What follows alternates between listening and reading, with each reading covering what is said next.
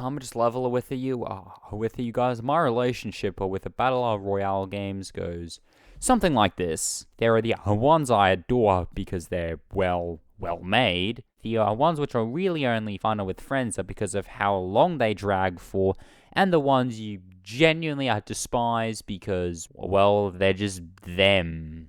I guess if it wasn't obvious, I'm talking about Apex Legends, a PUBG and a Fortnite. God, I'm about to get massacred by those fan bases. But anyway, if I am talking about as irrelevant games, I might as well hit the bottom of the barrel and talk about Darwin Project. This is a game that I'm pretty sure you saw at E3 2017, thought that was cool, and then completely forgot about.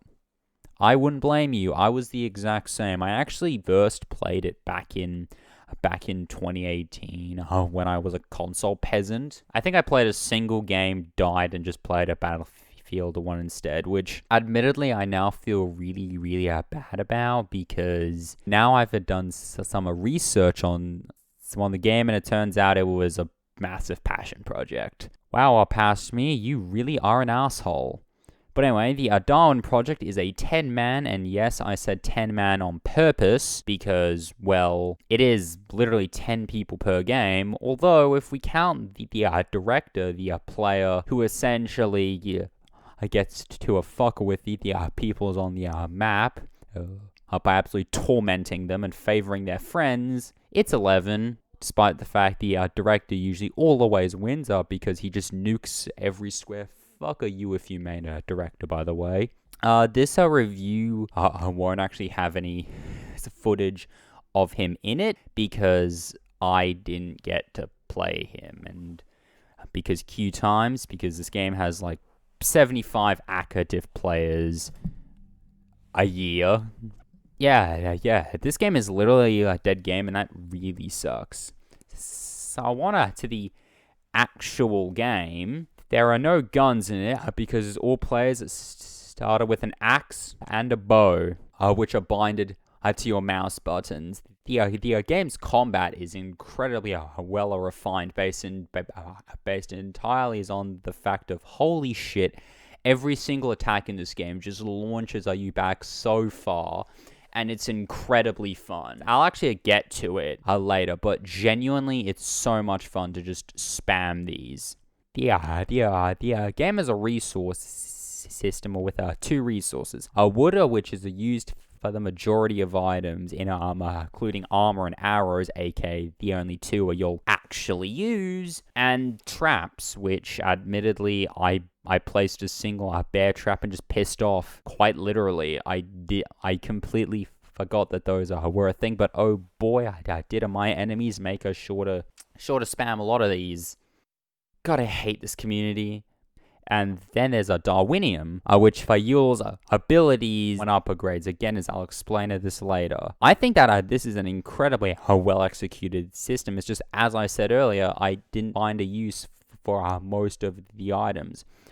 I just picked three I was good at: nobles, arrows, and shields, and stuck with those. So at the start of the game, you pick an overarching class of sorts. I wouldn't call it a class. I'd say it's more an ability set. It's like a Call of Duty perks in a way. It's painfully generic, except it's executed in a really cool way. For example, I want a class that has a robot thing I just call shitfuck, because oh boy, I hate it. It lets you mine resources from an absolute crap distance away, and by that I mean half of the map. Although my favorite is scouting an enemy based entirely is on a single pixel you saw. So yeah, scavenger, nerf it please. Please, I hate it. Like, I actually hate it with a dying passion. The second class gives you a jetpack, which functions incredibly similar to Faraz's. I don't even have to explain it, really. You just hold a shift as much as a 4chan user telling everyone is how much they hate women. Oh, I'm sorry, was that a joker too real? Don't know, worries, I'll try harder next time. Although my final kit, which is definitely my favorite for a lot of reasons, is it gives you a grappling hook, which is similar to the grappling hook you would see in a game. This is a tale about my uncle, I think it's called, which is a fantastic game, and the kit's abilities are probably the coolest. Your Q allows you to essentially drop an arena shield, which means that no one can enter or leave for at least 10 seconds, and this is the coolest, straight up. I just having another player duel in here was an incredible amount of fun. My only critique of this would have to be that the shield is way too small. You can easily camp a person in it, as I did to multiple of my friends. Yeah, so in my mind, the dual shield is probably my favorite ability in the game. It's an overused trope, but it's a bubble shield, really, that's turned into this incredibly cool concept that I genuinely wish was a little bit bigger. And also, I spent the first 10 hours of my playthrough calling it a Darwinism. I'm not kidding.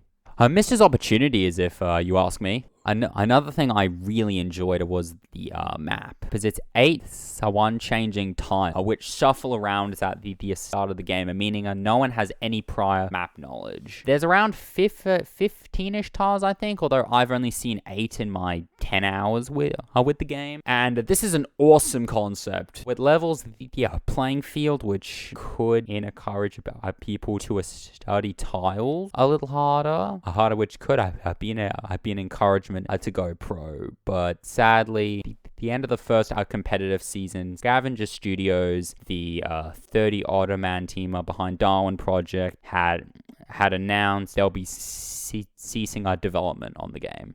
I'm gonna go off script here and just tell you what I think. I think this really fucking sucks, because it is obvious that Darwin Project was a passion project, first and foremost. And because of finances and this game not really getting too much of a player base, it sadly died. If anyone was watching this who is even vaguely as interested in playing Darwin Project, do it now. You have until at the earliest the end of the year to play it. They haven't announced an exact server shutdown date. They've just said so at least the end of the year.